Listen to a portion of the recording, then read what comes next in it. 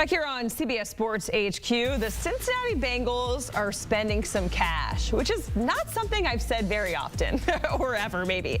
But Jamar Chase and T. Higgins are getting paid. The Bengals agreed to a contract extension with both of their star wideouts, according to multiple reports out there. Chase, his deal, 4 years, $161 million, which will make him the highest paid non-quarterback in the NFL. Higgins, his deal, 4 years, $115 million. So quite the duo there in Cincinnati for Joe Burrow to be throwing the ball to. Let's welcome on our two-time Super Bowl champ, Bryant McFadden here. We're going to discuss your top 5 wide receiver duos in the league right now. We're going to go 5 all the way to 1. But B-Mac, before we get into it, give us the criteria and what that took to get to this list, because there are some rules here. Yeah, the criteria for my list, and this is my list, okay? So cool down, don't be alarmed, it's my list. But the criteria, individual talent, right? You talk about a duo of wide receivers. Do you have a wide receiver 1 and a wide receiver 1B, right? That's something that I look forward to. Outside of the individual talents, Jacqueline, who is throwing those wide receivers the passes? Because that plays a significant part in the overall success from the duo of wide receivers. So those are the things that I look for in terms of putting this top 5 ranking together. And I do believe I have the best top 5 duo ranking out right now to mankind. That is quite, that is quite the hype there. So let's get to it, B-Mac. And we're starting with number 5. Where you have to get used to saying Puka Nacua and Davante Adams being on the same team, but they're your number 5 wide receiver duo on this list.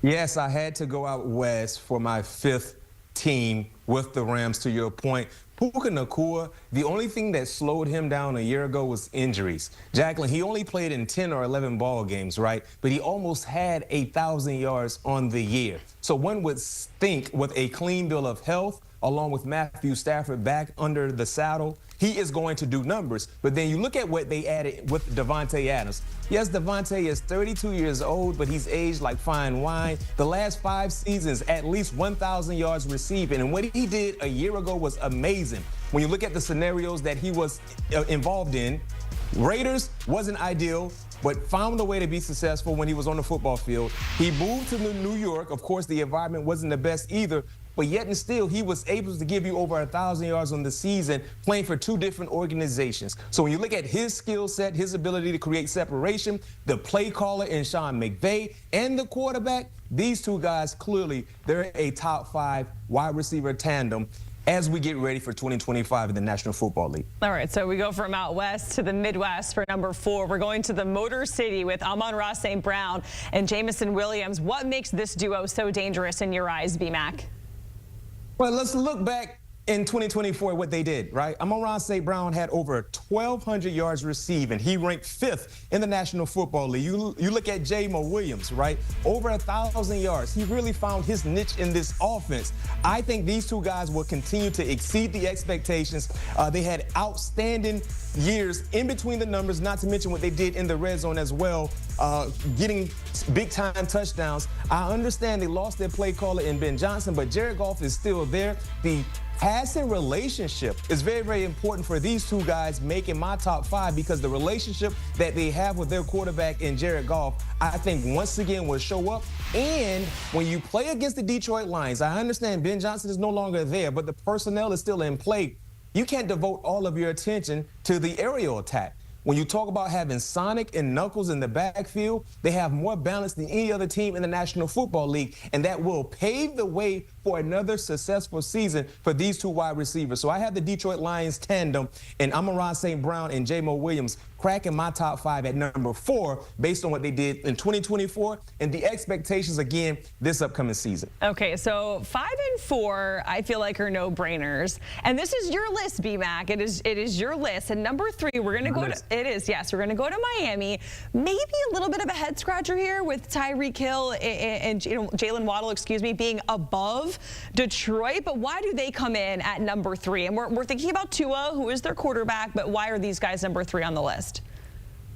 Because they are still the two fastest wide receivers in the National Football League. Speed is something you cannot coach, you cannot prepare for. You will be in a position where you're just basically chasing. And I understand we saw a bad year collectively from everyone that had a Miami Dolphins uniform on a year ago. But Jacqueline, it's not like we haven't seen these three guys, when you talk about Tua Tagovailoa and Tyreek Hill and Jalen Waddle, create magic down in South Beach. They didn't go to Wet Willie's and have a pina colada. No, their magic was being created there in Hard Rock Stadium. So we saw an outlier of a year ago. You better believe these three individuals will be highly motivated once again to make big-time splash plays from start to the end. And I talked about the speed. That's something you cannot prepare for. They have the two most feared wide receivers, in my opinion, in the National Football League. So I believe this tandem of wide receivers along with their quarterback will get back in the lab and start cooking up some nice dishes to serve every given Sunday, Thursday, and Monday. We know they weren't having pina coladas during the season, but the offseason, you know, a particular quarterback on a boat having some beverages. I won't get into it, but we did see that. Offseason. Jacqueline, it's okay to have a pina colada here, or, you know, a daiquiri here in the off season. By the time it's ready to get on the grass, Tua Tagovailoa will be ready to go. You better believe it. Okay, all right, let's go to number 2, and we're going to the Super Bowl champs, because we know they're in Philly. The run game with Saquon is 10 out of 10, but the wide receiver duo is top notch as well. Be back. No question. A.J. Brown, Devontae Smith, they have two wide receiver ones on their team, in my opinion.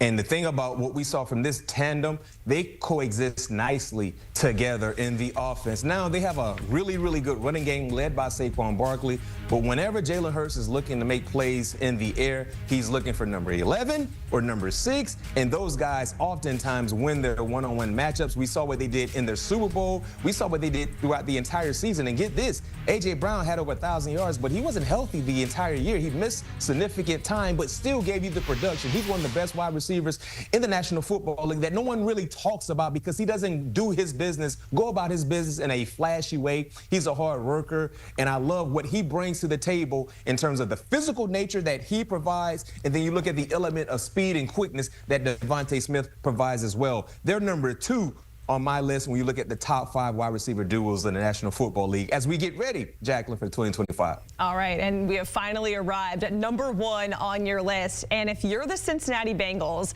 and you are spending all of this money, you better be number 1 on BMAC's list here. And of course, that goes to the Bengals with Jamar Chase and T. Higgins. Jamar, both of these guys are going to be there for 4 years. Jamar now the highest paid non-quarterback in the NFL, and then T getting 4 years, $115 million.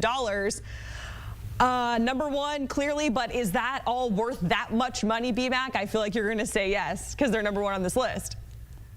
Yeah, for Cincinnati, yes. Yes, because when you franchise tag T. Higgins, you basically told all of us you're trying to retain his services. When Joe Burrow made it importance in getting both these guys signed was something that he wanted to see. You had to find a way to get the job done, and kudos for Cincinnati, because I did not think they could sign 2 extensions in the same year. They did so in the same night. So kudos to those individuals for getting paid in Cincinnati, finding a way to get it done. Now, in terms of what they do on the floor, 8 alphas, both.